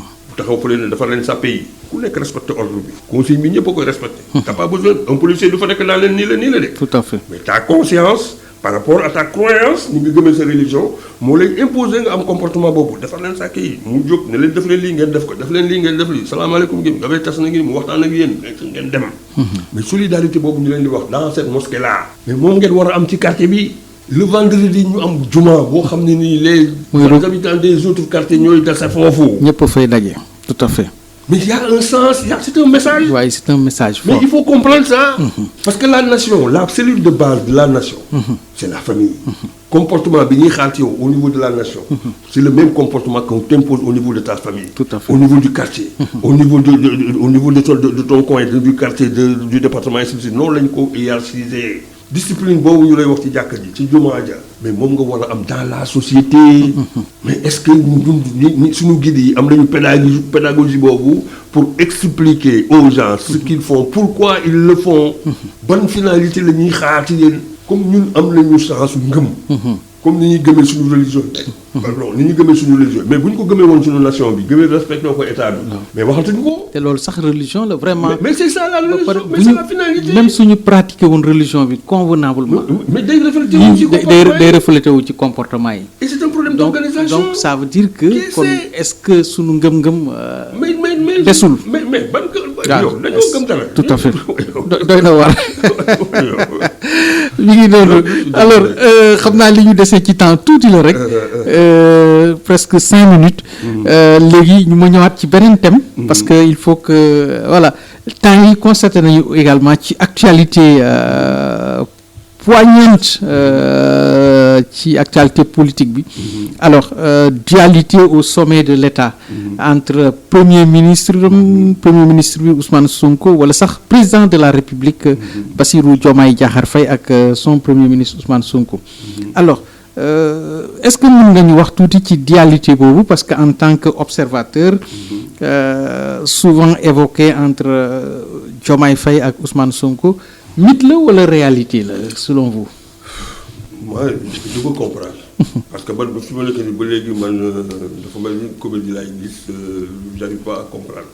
parce que li ñu waxoon ni mu ngi woon ci ñoom bu fekkoon ni dëgg la ci moom ci ñoom. li am nii du am. du am. te je les respecte. parce que ay intellectuels lañu. te dañu mën ay combat donc man mën naa jàpp ni xanaa jóguñu woon pour nax askan wi. mais nag bu ñu jekkee nag ba ñëw di am comportement bi nit ñi ku nekk di ko interpréter. nit ñi ñooy interpréter. waaw parce que li ñu gis la. mais ce qu'on attendait mooy mu am un débat contradictoire entre ñoom ñaar ñu yee ñu léttuñu bala ñu firi ñu. ok waaw loolu lu am solo la. mais c'est pas ça qu'on attendait d'eux. en tout cas ceux qui ont voté pour eux doivent être déçus certainement. moi je suis un démocrate. et démocratie dañu ne après élection la minorité a l'obligation de suivre la majorité. bien que ñi leen fal asaka bu ndaw la par rapport ak population bi mais comme suñu texte yi ñoo ne ku ñu fal ñëpp ci war a jàpp ñëpp dañ leen war a jàppale pour ñu réussir parce que suñu yëf lañ leen dénk li ñu yor ñoom moomuñu ko ñun ñoo leen dénk suñu yëf ñu war a dox ci suñu bëgg-bëgg suñuy waaw li ñuy jariñ fii nag Sénégal da ngay ñëw fal leen ma ba pare ñu fal la jox la doole ji nga jël doole ji ci duma doomu aadama yi faut que nit ñi comprendre ne l'élu il est l'esclave de ses électeurs. Il est au service de ses électeurs. Il a l'obligation de servir ses électeurs. gënuñu fi ëpp ñu fi xam-xam gënuñu fi nii mais comme ñëpp kii ñu créé benn organisation boo xam ne dañ ne nii la war a demee pour ñu dénk ñii suñuy yëf. te yenn nit xam nga ñun ay suñuy temps ñun bi ñuy gën a nekk jeunes yooyu pour ñu jox la responsabilité mais dañ lay gëstu dañ lay defal enquête de moralité. lu am solo la. dañ daan exiger dossier administratif dañ daan imposer certificat de bonne vie et mœurs. bonne vie et mœurs. dañuy gëstu yow. ban façon nit nga est-ce que yow war nañu laa jox. ren les responsabilités yi. def enquête de moralité à ton insu pour xool yow ban jikko nga yoree. parce que yow pour nga jiite nit ñi am na façon yoo xam ne ni il faut nga mel nen ni. il faut ñu tout à fait. non dañ koy seetaat ko. et puis man li ma gën a feebarloo boo gisee suñu constitution mais constitution du nit la ñuy far dañ ne les partis ou les coalitions de partis. ñoom ñooy dem en compétition du nit soo gisee ñu indi ay gars yooyu loolu duñ ko doon tuddee yooyu ñuy def si kii gars yi di signé noonu. mooy parrainage. parrainage. Ouais. xam nga parrainage kan moo ko doon def. le candidat indépendant. le candidat indépendant. pour mu mën a compétir. il faut mu wër région yi au moins dañ doon wax ni au moins da nga dem au moins au niveau de 5 régions. ok am fa un certain nombre d'électeurs yoo xam ne ñoo la wóolu. porter sa candidature. parce que ñoom ñoo jël engagement boobu. engagement boobu. mais du nit kii. mais léegi benn Ablaye Ndiaye mu ñëw rek ne faral ma ñëw uti gars yi dugal dossier loolu moo tax ñuy am yenn erreur parce que le parti politique pour nga nekk fa un responsable mais du n'importe qui. Ouais. il faut nga xeex au niveau de la base. à partir du comité. da ngay am comité dans ton quartier. nga distingué wu fa. jóge ci comité bi ñu fal la pour nga am nekk représentant au niveau de la section. nga ñëw ci section bu fekk fa génn les représentants des autres comités ñu def fa sélection encore. nga génn pour nekk un représentant de la section. pour dem ci instance supérieure bi au niveau de la fédération. nga fekk fa ay yeneen kàngam ñu defaat beneen tri foofu. nga ñëw au niveau régional. ñu defaat tri foofu. ngay soog a ñëw au niveau du comité directeur. ñu defaat foofu beneen tri. nga mën a dem au niveau du bureau politique. ñu defaat boobu foofu beneen tri nga mën a dem au niveau du secrétariat politique. ci biir secrétariat politique ñu xool fa les meilleurs profils pour ñu mën le présenter comme candidat. te bu fekkee ne y a un projet. n'importe quel militant doit pouvoir porter ce projet là parce que chaque militant daf koy approprier wu. tout à fait. mais non c'est du n'importe quoi. on est revenu 50 ans en arrière. loolu xewatul léegi. xawatul léegi te les gens pensent que ni mu demee nii noonu la war a demee. mais c'est pourquoi nous avons droit au mieux. parce qu'il y a plus de militantisme. Le militant c'est un citoyen qui a un plus par rapport aux autres citoyens. concernant son engagement. pour la construction nationale. engagement boobu ak motivation boobu. mais dañuy dem ba dañ ko dindi si nit ki yow la ngay dugg rek parce que war nga ci am dara. loolu la ñuy constater. alors c'est dommage dualité boobu dualité institutionnelle wala politique. teguñu ko fenn amul suñu benn texte bu ko wax. le premier ministre il est au service du président de la République. c'est le président de la République moo ko nommé pour mu doxalal ko. engagement bi mu jël moom moo jël engagement waat. par rapport à la nation. mais nii la ñuy doxalee. parce que moom il a été choisi par son parti. parce que son parti boo présenté benn programme. askan wi ne doy nañu. ñu jox ko. moom mu nekkal fa parti. c'est la personne morale. léegi le président du parti. ah non fii kooku c'est le parti. mais la personne morale qui représente ce parti qui représente ce programme là vis-à-vis de la nation. mais c'est le président de la République ah. léegi nag moom mooy xool dans son parti. ñan ñoo mën a am profil bi pour doxal son programme. il a choisi son premier ministre. il choisit ses ministres. suivant leurs compétences. et leur intégrité. mais ñooñu dañ koy doxal. parce que c'est lui qui a pris l'engagement moom mooy signé moom lañ le compte yi moom lañ koy laaj. ok. et j'ai vu que ce président-là aussi. il a choisi son premier ministre mais il lui a donné plein pouvoir. il a tous les pouvoirs. mais le premier ministre est plus responsable que le président sur la situation nationale. parce que c'est lui qui dirige. oui mais est-ce que aussi du poids politique bi moo ko may loolu. mais justement moom laa la wax nii. parce que c'est leur parti. qui a été élu. parce que bu ñuy fal programme la ñuy fal. il nous a présenté un projet. mais si le projet existe qui est mieux placé que lui pour piloter ce projet-là. et il avait les pleins pouvoirs. tout à fait. donc s'ils échouent. c'est pas Diomaye qui a échoué. c'est lui qui a dirigé. c'est le premier ministre qui a dirigé. avec tous les responsables du parti. du parti tout à fait. parce que c'est la crème du parti qui est au pouvoir. ñoom la ñuy jox poste de responsabilité yi ñoom la ñuy jox ne doxal leen président bi am ci ñoom confiance. ne leen doxal leen. léegi nag bu ñu échoué bu ñu ko jiiñ de. bu ñu ko jiiñ. parce que le président ne peut pas être partout. moom il est là pour coordonner. et il a eu suffisamment d'éléments d'agents yoo xam ne nii de militants yoo xam ne nii de responsables du parti yoo xam ni ñoom la jox affaire yi ne leen boo jël nañu engagement ne dañuy defar réew mi mais acca nañ leen defar réew mi. wax nañu ba ñu jox ñu réew mi léegi nañ tabax réew mi. acca affaire yaa ngi nii doxal leen. ku ci nekk nag sa domaine de compétence sa ministère ak say affaires yooyu ngay nekk di doxal. au niveau des mairies les députés ainsi de suite ku nekk sa mission rôle et responsabilité de chaque responsable c'est tracé ah. tout à fait. soo ko réussirul bul ko jiñ président.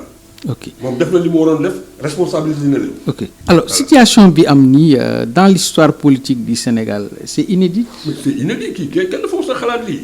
non. les gens ont toujours été solidaires. ok ndax mos nañu am benn configuration similaire bu mel noonu. bon man li ma mën a wax par exemple ñun au niveau de notre parti au niveau du RND par exemple nous avons vécu peut-être ce truc là. en 83 après les élections du 82-83. quand il fallait aller occuper le poste de député. la première c'est sûr. c'est sûr. bi amee ay responsables le secrétaire général adjoint, Maître Babacar Niang, qui était très fidèle, qui était notre leader, qui était considéré comme Cheikh Anta Diop. Mais am na benn moment mu am cassure. ok Mais booy ànd ak nit ba ngeen demee ba mënatu leen ànd mais da ngeen di taxali ko. Mais il faut avoir le courage de se séparer. Alors, nekk assumer parce que ndax li am ni mën na fragiliser l'action gouvernementale.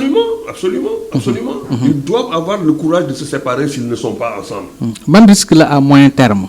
Mais à moyen terme, risque bi kay moom mooy les Sénégalais vont apprendre de cela. ok Problème bi kay avantage lay doon. Les Sénégalais apprendront à comprendre ñii ñu fal ñi fal lan moo tax ñu leen di fal. Il faut que nit ñi dellu lii yëpp gis nga c'est des erreurs xam nga jox un mal nécessaire. li ma lay wax sànq l'expérience et l'ensemble des erreurs commises. Parce que lii ñuy dund nii dafay gën di éveiller Sénégalais yi. c'est un mal nécessaire. C'est un mal nécessaire. dina tax Sénégalais yi xam ñi ñuy fal. lan moo leen di tax xam nga ñun Sénégal mën nañu folli. mais mënaguñu fal. mënaguñu fal. mënaguñu fal ba léegi. alors ndax ci yéeréer yi nag la ñuy apprendre. naka la ñuy fal ak kan la ñu war a fal. ak lan moo tax ñuy fal. lu am solo la alors ndax mën nañu gouverner efficacement. ak ñaari figure ya nga xam ne forte au sommet de l'État. mais xam nga déjà. suñu joxee réew mi. xamal ni yow moomoo réew mi. parti bii nga xam ne sax moom ñoom ñoo gañe. dañu xam ne ñoom moomuñu réew mi. nañu ubbil rek gestion bi à tous les citoyens qui ont le profil de contribuer positivement à la construction nationale. ok affaire bi loolu la li ma doon wax léegi ci Malaisie. suñu waa jooju loolu la ñu wax mu ne ma grand fii amul affaire opposition ak pouvoir bi.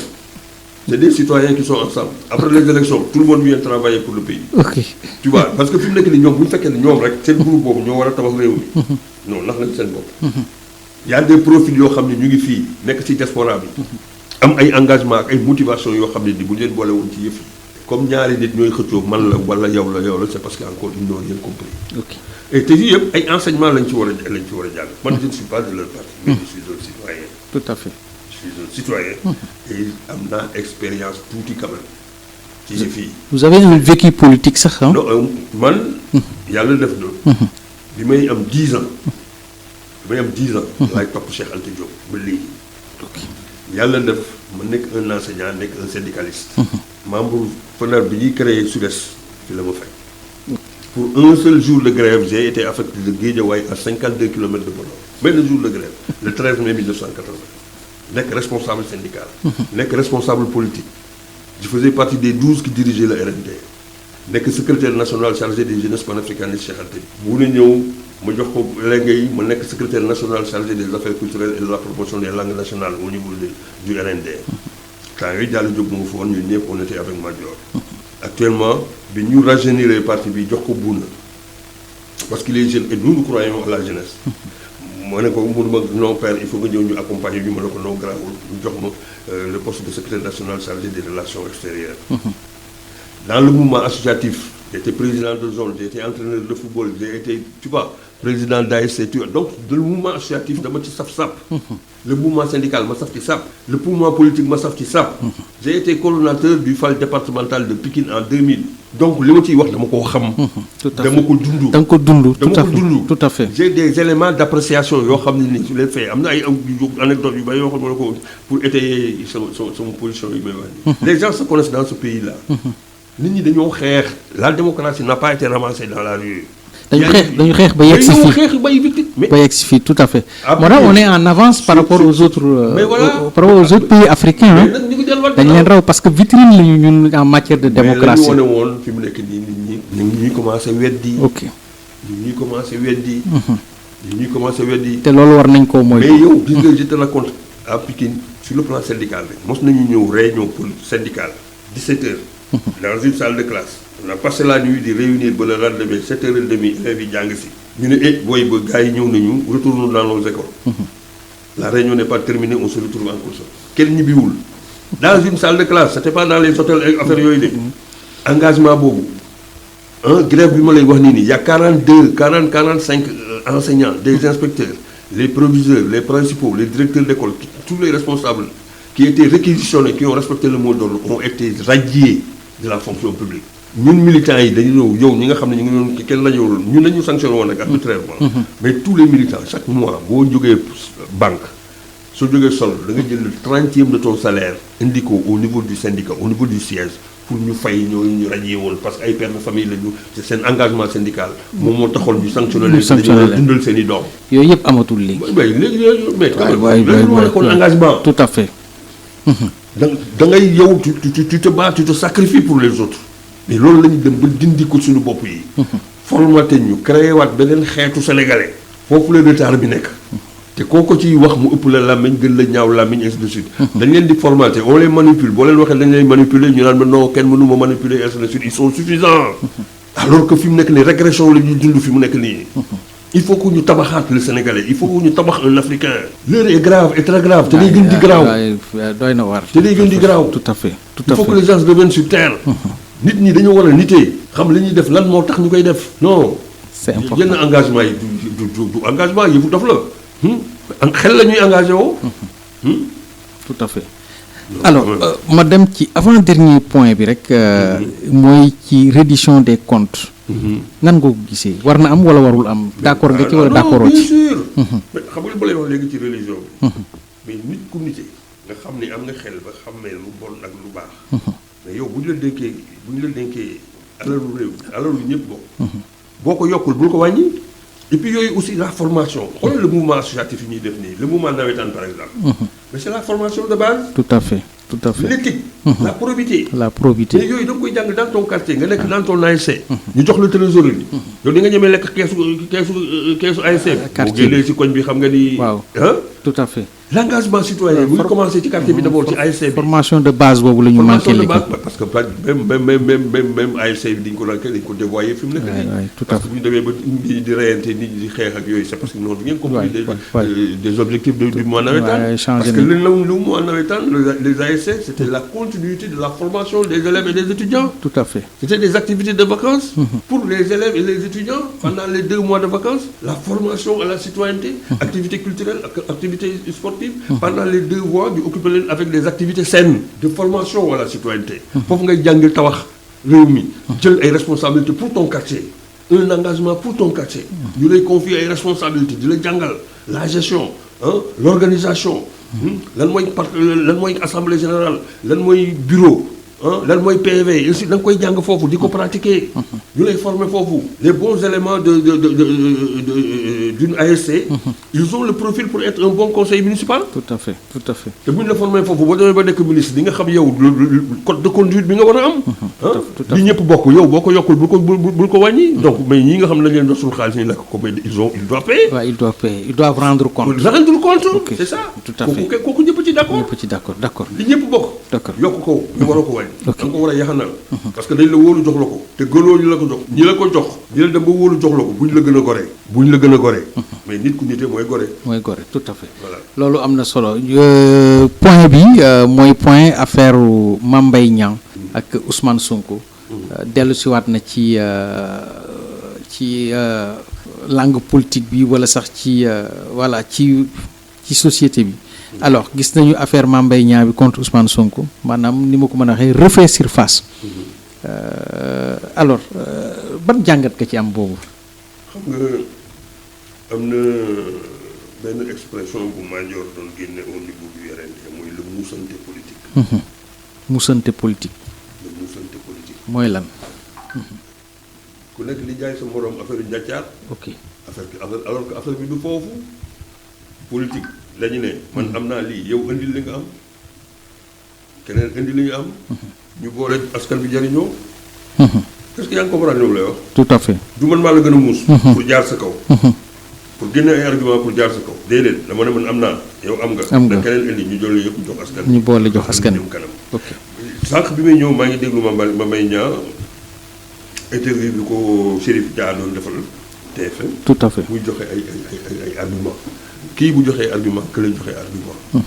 yow nga toog tax ñu def indépendance des pouvoirs c'est la justice qui doit trancher. waaye justice moo war a trancher jël position. mais je dois faire confiance à ma justice. ok léegi nag suñu justice. xam ni ay nit ñu nite ñoo fa war a nekk. on parle de probité. nga poste de responsabilité yi mu doon wax naan enquête de moralité ak certificat mais pour nga assumer yenn responsabilité il faut nga am yenn jikko yi. il y a un pouvoir législatif am un pouvoir exécutif mais indépendance bi mais ku nekk da nga am sa rôle ñooñu bu ñu demee léegi c'est le pouvoir judiciaire qui doit trancher. mais nag nañu am profil bi ak probité boo xam ne bu ñu waxee dëgg mooy dëgg bi nekk. fi mu nekk nii nag ñun on attend que ñoom ñuy juger. tout à fait parce que ñoom la ñu jagleel pour ñu juger. man j'ai pas les éléments pour juger. te awma droit di sukkandiku ci waxu kii ak waxu kële. ñi nga xam ne ñoom dañ leen formé pour loolu. man dañ maa formé pour may jàngale. ñi dañ leen formé pour ñuy juger. dañuy def seen liggéey ni ñu ko war a defee. le gendarme il a été formé parce que tous les citoyens ne peuvent pas faire le même métier. nous sommes répartis les métiers. ku nekk ni nag na am benn civisme bu nekk ci moom boo xam ne nii. li ñu ko jox nag ko def li mu war a def. li mu war a doxee. parce que le magistrat qui doit juger. su doomam demee école. maître bi wala professeur bi jàngewul normalement. danaan kii mu ngi yàq sama doom. waaw day dem casse droit. tout à fait. le gendarme am la même chose. bu gisee maître bi. liggéeyul normalement wala professeur bi. il se sent visé. te day dem casse. su fekkee ne yóbbu na doomam hôpital fajuñu ko li ñu ko war a fajee. mais il va attaquer les médecins. ku ci nekk mission bi nga xam ni moom lañ la jox parce que on s'est réparti les tâches en tant que citoyen. ku nekk li la jox mu nekk sa mission waslu ci àq. parce que lii ñu lay def loolu nii yow di nga soxla keneen koo xam ne mu la koy defal feneen keneen di la defal feneen. lii ñu la jox la lii am na lu nekk si loo xam ne yow keneen mu la koy defal. te boo soñoon mu def ko ni mu ko war a defee. comme yaa ngi def exigence pour moom mu def ko ni mu ko war a defee yow lii la jox defee ko ni nga ko war a defee. donc c'est un problème de conscience citoyenne. conscience citoyenne tout à fait. kese. ok bu ci ñëpp doxalee seen gis nga formation boobu bu ñu doon ba def ko ci tous les citoyens. pour revenir ci Cheikh Anta bi mu wax ne bala ngaa tabax réew mi da ngay tabax waa réew mi. waa réew mi ba noppi parce que le citoyen là qui est bien formé. day am le comportement qui sied dans toute situation. tout à fait. parce que tabax nañ ko ci moom. xam na ni lii waru ko def parce que. lii war na ko jomb parce que. ku nekk da ngay gën a góorgóorlu ci tabaxinu réew mi. kenn du ci gën a yaafuus. parce que loo ci mën a def loo ci jot a def te dara loo ko ci yoon sa conscience dina nekk ci sa conscience te yàlla xam na ko. yàlla xam na ko tout à fait. mën nga nax ñëpp. mais mënoo nax yàlla. mënoo nax sa bopp. waaw su fekkee ne rek yow yaa opté. pour luubal. mais yaa yàlla ak sa conscience. tout à fait.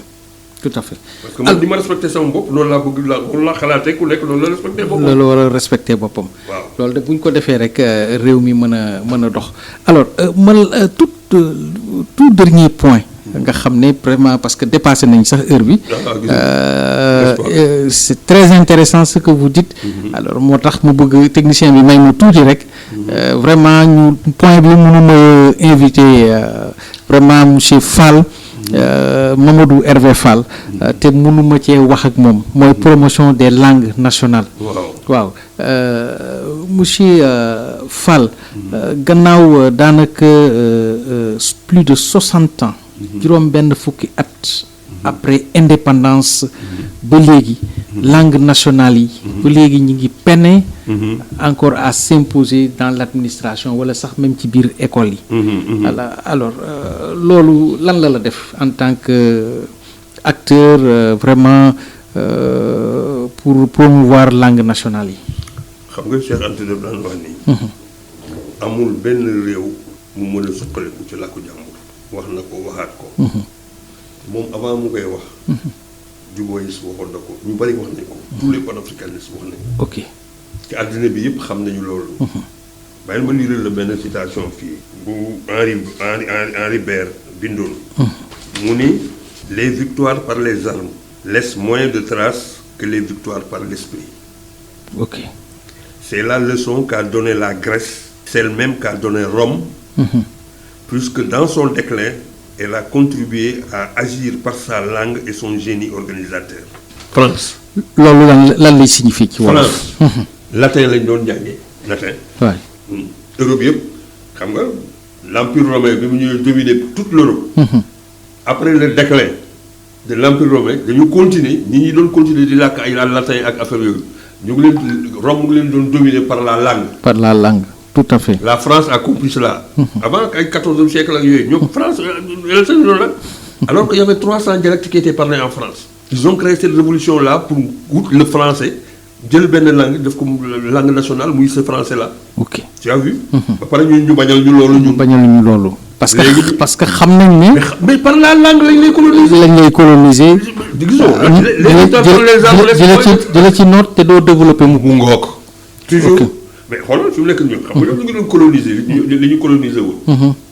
Quelques pays uniques léegi avec la francophonie.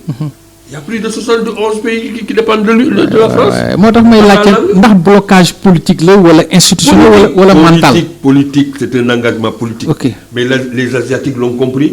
seen làkk la ñu jàngee. ndax mën nañu wax souveraineté culturelle.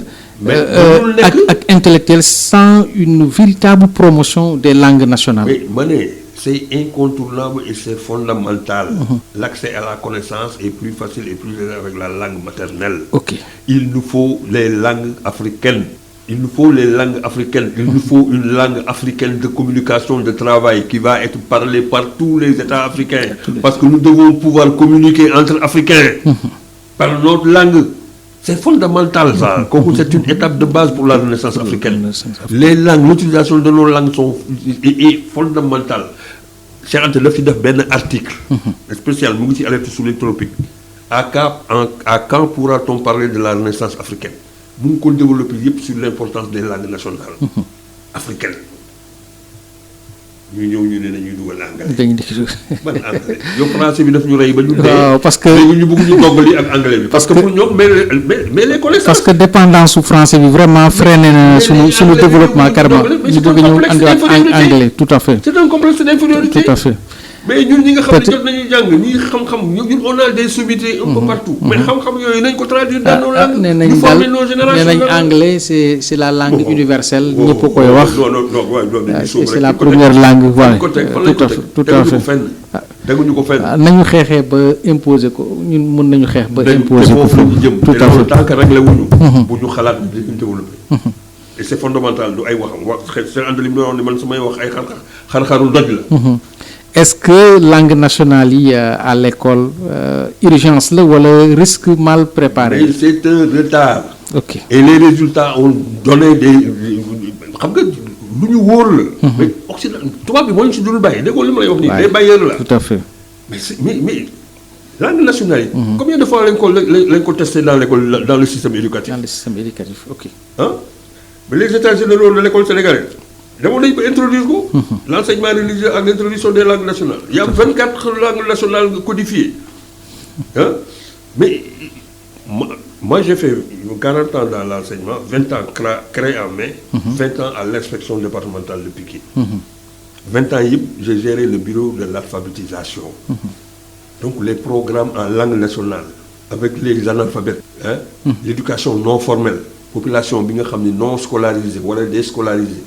naka lañ leen di jàngalee mais programme boobu tu vois il y a tout ça. C'est dommage dinaa la defal photocopie si tout ça. Inchallah. Pour former le citoyen mais seen langue lañ la koy defal da ngay gis koo xam ne mosul jàng école analphabète 00 comme on les appelle. jàngul école jàngul arabe jàngul alxuraan jàngul dara ba dem nekk mag mooy jigéen ñi nekk ci seen mbootaay yeeg. ci mbootaay yeeg yooyu waaw. mais en 18 mois am na un programme bu fi nekkoon bu leen di former. mais ku ci jàng normalement mën nga jàngal sa doom calcul ki nekk CM2. oui nga ko jàngal calcul. addition soustraction multiplication division. avec te dañuy ne xel tellement. dañ leen di jàngal gestion. environnement santé yooyu yëpp li nga xam ne moom la ñu soxla. dañ leen koy jàngal dans leur langue nationale ñu yor seen cahier di ko ci bind. di ko maîtriser. l'accès à la connaissance mais ce que Abdoulaye Wade avait compris. bi mu ñëwee la première alternance en 2000. mais 2001. Mais la semaine de l'alphabétisation qui se déroule du 8 septembre au 14 septembre, mais il faut imposer à tous les fonctionnaires de l'État d'être alphabétisés dans leur langue nationale. Et ça a été fait. Tout à fait. Ça a été fait. Bekay Diop, mon école ministre de l'alphabétisation. Oui. Moi, à Pikine, en tant que responsable départemental, moi, organisé ces formations-là, moi, j'ai livré, et on les a formés en 3 jours. 9 heures de temps. 3 jours, chaque jour 3 heures de temps de formation, pour que nous les livrer. Parce que dans chaque service, boo fa ñëwee nga nekk un sénégalais analphabète. war nga mën a bind benn plainte en wolof wala séeréer bind plainte en séeréer wala pulaar ainsi de suite. ñëw déposer ko au niveau du service mu am ko la fa mën a répondre. boo demee bu ñu la bindalee ordonnance en tant langue war na ko mën a lire l'environnement lettré. mais yooyu yëpp nit ñi def nañ ci ay gëstu. ba def ci ay expérience. probant résultats yi génn. mais fa la lépp di doxee tabax parce que arrangé wul ki ñuy financé. parce que arrangé wul ki ñuy financé. En tant que panafricaniste. Cheikh Antéiste. ban place Cheikh Anta Diop moom la doon accordé langue africaine yi surtout ci projet de renaissance africaine. Mais c'est la base déggoo li ma la wax. C'est l'étape fondamentale. Parce que l'accès à la citoyenneté. Parce que ku nekk ca kaw ga nga xam ni amul accès kii yeeg yooyu mais gis nga kii c'est la constitution. Mais constitution bi boo ko bindee en français. xam nga kii ça doit être accessible à tous les citoyens. À tous les citoyens tout à fait. parce que mënoo ne da ngay football te xamuloo règlement football. waaw déedéet du sotti. mënoo basket te xamoo règlement basket. tout à fait. boo bëggee nekk un bon musulman il faut nga xam le Coran. un bon chrétien il faut nga xam la Bible. tout à fait mais pour nga nekk un bon citoyen il faut nga maîtriser ta constitution. il faut nga maîtriser sa constitution. tout à fait xoolal bii ñu ngi ko def. ndeyu atte yi. c'est en wolof. en wolof. la ñu bind nii constitution bi livre bi def ko nii en français def ko fii en wolof bi yëpp wolof la. lu am ni solo mu amee en wolof la war a am dans toutes les langues. waaw te nit ñi bu ñu fekkee dégg nañu wolof mais bu ñu ko lire jànguñu ko bu ñu ko jàngoon day des seen bopp. dañuy dem dañ koy maîtriser sax. mais dañuy am taxawaay bi ñuy xaar ñoom. tout à fait tout à parce que fait lu bari nit a ngi koy def ñàkk xam moo tax. ñàkk xam moo tax mu koy def tout à fait. donc la formation est fondamentale. et la formation la plus pertinente c'est par ta langue maternelle.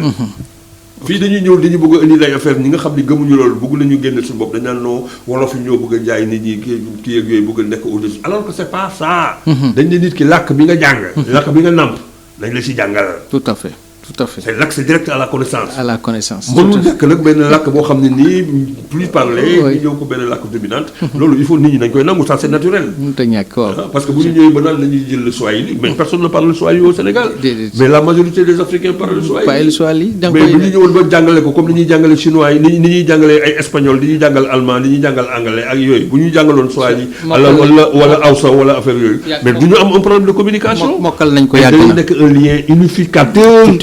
tout à fait. parce que day xam dañuy boole africains yi xam ni am nañu lu ñu bokk. te li ñu bokk dañ ko war a sàmmandoo ensemble. ce qui faisait la force de Kadhafi. mais il avait fait comprendre aux Libyens que ce pétrole-là n'appartient pas aux Libyens. c'est le pétrole africain. moo tax mu doon financer un peu partout. Kadhafi vraiment. non mais c'est une perte boo xam ne nii tu vois te ba léegi malheureusement. pour dawaat ko du la xaw a jafe trop mais xeex rek. mais tu pourras ñoom ñu fi defoon. xeex rek parce que c'est pourquoi moi je lance un appel à ce que les gens ñu bàyyi xel tuuti ci Cheikh Tidiane Gadio. xam nga Ablaye Wade dem na retraite. Cheikh Anta nekkatu fi. Cheikh Tidiane Gadio gisuma ko gën a nekk Cheikh Antéiste boobu gisuguma ko. ok avec le parcours que j'ai fait. man gisuguma ko gën a nekk un panafricaniste et un Cheikh Antéiste. mais c'est pas parce que nekkul sa parti rek. nga ne du ma ko déglu. et voilà quelqu'un qui est écouté. en Afrique parce qu'il a cheminé. avec Kadhafi ak Ablaye Wade ak ñoom Obasanjo ak ñoom Thabo Mbeki ak yooyu le projet de la mise en place de l'État fédéral africain. li mu ci téye amul keneen ku ko téye fii. ba pare nekkoon na fi gérer diplomatie sénégalaise. mais justement bi mu nekkee ministre des affaires étrangères. ministre des affaires étrangères loolu joué partition boobu. tout à fait. il était au cœur de ce projet-là. il a fait tellement de rencontres ici indi na fi sommité yu nekk ay doomu Nkrumah ay doomu Cheikh Anta yi ñoom ñëpp def nañ fi ay séminaires yu doon nekk ay King Fahd ak yooyu il a réuni regroupé les acteurs culturels di leen sensibiliser sur le panafricanisme sur la nécessité l'urgence de mettre en place l'État fédéral. ok. les musiciens les hommes de culture l'armée mais structures yëpp les professeurs d'université les ambassadeurs et tout structure bu nekk def la ay sacrifice di leen dajale pour di leen sensibiliser par rapport à ce projet là muy lu am mais fi mu nekk lii ñu ngi koy diaboliser te li mu ci def amul kenn ku ci def asaka bi alors que c'est quelqu'un boo xam ne nous l'avons li ñu doon def Cheikh Anta di ko seetaan ba mu jóge fi. Et nous risquons de faire la même erreur avec ce monsieur-là. Avec ce monsieur-là. Moi, je ne suis pas de son parti. Écoutez, mais c'est un panafricaniste comme moi. Tout à fait. Et je le soutiens en tant que panafricaniste en ayant su ce qu'il a dû, ce qu'il a posé comme acte pour l'État fédéral africain et pour la renaissance africaine et pour le panafricanisme. Il mérite d'être soutenu, ce monsieur. On aura besoin de lui ici un jour. Ah, mais il est disponible. On va en reparler, Inch'Allah. Okay. Alors, monsieur Fall, vraiment, débat bi neex na ba xaw nañu sax xaabaabal tuuti rek. parce que li ñu am lu ñu war a wax yépp xam naa xajul ci benn waxtu. mën nañu fi fanaan pour wax. waaw mais ñi ngi am mbégte lool dalaloon la ci Océan FM ci émission bi ñuy wax Océan Politique. lan ngay tàggatoo. merci maa ngi lay gërëm bu baax. parce que tu vois c'est la deuxième fois que nga may invité mais première fois bi parce que moi je ne veux pas aller ci presse bi di wax nii quand même. Tout à fait. Souvent les gosses me le reprochent. bu ñuy débattre ba léegi mais le père il faut que dem nii non parce que am na yoo xam ne jaaratu ko. parce que nag quand même yamatuma yenn âge yi nag di daggasante ak ay kii mais comme je suis un citoyen. dama am mission dama am devoir de partager le peu d'expérience que j'ai eu avec cette jeunesse-là. lu am solo parce que cette Afrique me tient à cœur. J'ai sacrifié toute ma vie auprès de Cheikh Anta et après son décès. Continuer à œuvrer pour la construction nationale pour l'Afrique waaw donc lu ma gëm la. chaque année bu ma demee pèlerinage fële si fi ñu denc Cheikh Anta. dama waatoon. à caytu. dama waatoon ne yoon bi mu xàlloon du ma ko mos a wàcc. et chaque année bu ma demee damay renouveler waat ce serment que j'ai porté si xabrom bi. kooku entre man la ak suñu borom. ak moom mu tëdd foofu. Tout à fait. Donc, donc je ne suis pas là pour plaire à qui que ce soit. Je ne suis pas là pour plaire. Mais j'ai une mission d'avant-gardiste à jouer.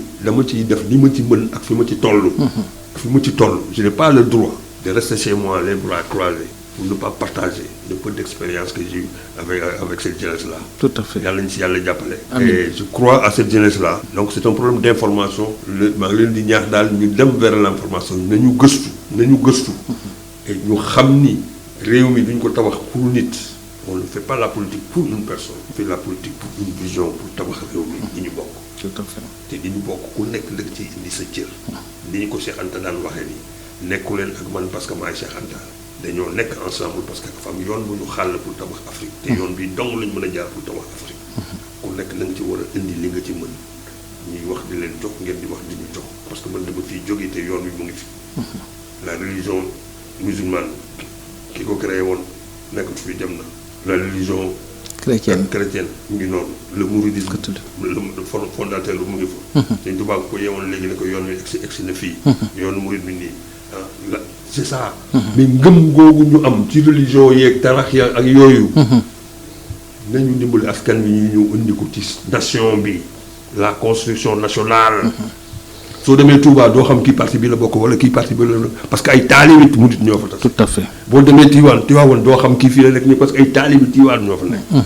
soo demee ci mosquée bi ay musulmans ñoo fa tase tous les partis politiques toutes les obédiences dañu fay tase mais benn discipline la ñu am parce que religion bi moo leen fa dajale. mais pour la construction nationale aussi nañu sol le manteau de nationaliste. qu'on travaille pour notre nation parce que keneen duñ ko defal. mais bu ñu nangu aussi ñu ñuy diviser. waaw c'est le dernier message que je lance. waaw l'unité, la solidarité, un peuple, un but, une foi. L'Afrique pour les Africains, par les Africains. waaw ku ci nekk nag da ngay indi sa partition amul kenn ku ci ëpp maqaama sa morom. waaw chacun a sa partition à jouer rôle et responsabilité par rapport à la position à la station que tu gères. Le président benn carte d'identité la am baykat bi benn carte d'identité la am. l'ouvrier benn carte d'identité la am ñoo bokk carte d'identité. on est tous des citoyens on est égaux. la constitution bi wax li ñu la dénk rek la comme li ñu dénkee leneen keneen ku nekk li ñu la dénk nga war ci wasu àq ba nga yore ko ci li mu rafet ni mu gën a rafete loolu mooy nekk sa ndam. waaw yàlla jàppale. Amin yaa rabbi. Le message est entendu. ñëpp dégg nañu message bi nga xam ne Mamadou Hervé Fall yóbbante na ko ndaw ñi ndaxte wax dëgg yàlla mag la ba nga xam ne mag bu am expérience la. bu dox lu yàgg la bu xam réalité politique sénégalaise ak même africaine di ko sant di ko gërëm ci déplacement bi mu def ñëw ci fii ci Océan FM ñu dalaloon ko fi nag defe naa ne jaratul ma ci dellu siwaat dégg ngeen lépp lu mu fi wax ñi ngi koy sant di ko gërëm di gërëm également Massaer Gaye mi nga xam ne ak Abdou Fall ñoo arrangé émission bi di gërëm également le directeur de la radio monsieur Abdoulaye Diop ak bépp personnel ba nga xam ne yaa ngi liggéeyee Océan FM particulièrement à Abdoulaye Famanta bu may yombal gise bi ak monsieur Mamadou Hervé Fall di la ñaanal gudd fan parce que soxla nañu leen fii Sénégal toll ngeen andi ñëw wax gindiwaat jeunesse bi pour que Sénégal mën a tegu ci yoon ma leen di jox dig daje dimanche bi di ñëw ak beneen invité jërëjëf monsieur Fall.